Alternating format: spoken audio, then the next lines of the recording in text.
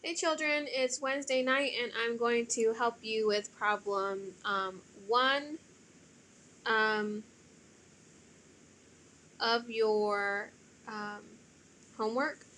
Again, we're trying to decide whether these lines are parallel to each other, perpendicular to each other, or neither, related in neither way to each other. And the way that we do that is very simply stated in your directions: compare the slopes. So as you can see in this first set of equations, I can tell what the slope is for the second equation really quickly. But for the first equation, I can't figure out what the slope is unless I solve for y. So I'm going to rewrite this over to the side. Negative 9x plus 12y equals 24. And then I'm going to be solving for y. So if I want to solve for y, I want to get rid of this x term right here.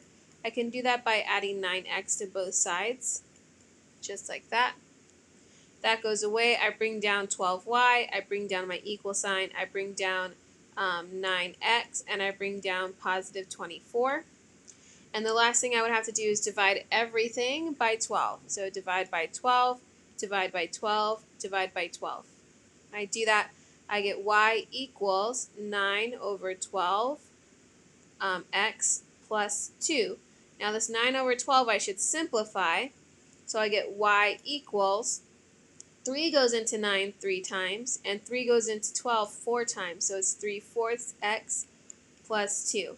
Now once I do this, I can see that my slope here is actually 3/4. And if I compare this to the slope of the previous problem, I see that these are actually the same. These are both 3/4, which means that I have parallel lines.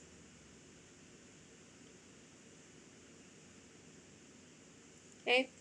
If you take a look at these two problems, problem number 2, you have two equations that say x equals 4 and x equals -6. Okay? Well, we know that this isn't in slope-intercept form. In fact, we know that these are two kind of special lines, right? So I want you to think about what kind of special lines these make and how they're related, if they're parallel, perpendicular, or neither. That's the only hint I'm giving you for number 2. Hopefully you have your notes with you or have somewhere where you can look up your notes about those types of lines. See you tomorrow.